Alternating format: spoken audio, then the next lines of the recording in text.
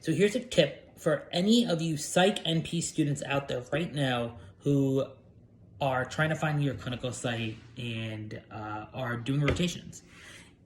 Some schools, I don't want to name them, but some schools are starting to ask students or starting to encourage students that they don't want to accept telehealth anymore. They want their students to go into the clinic. And given what's happening with Delta, we're seeing a juxtaposition. Preceptors might want to precept, but they still want to do it remotely, but universities want you to come into go into the office or kind of be in person. If this is happening, I would strongly encourage you to talk to your clinical staff, your clinical coordinator, and let them know that what's happening with Delta is making preceptors feel unsafe about accepting students in person. Most universities right now are really accommodating and understanding how hard it is to find clinical rotations.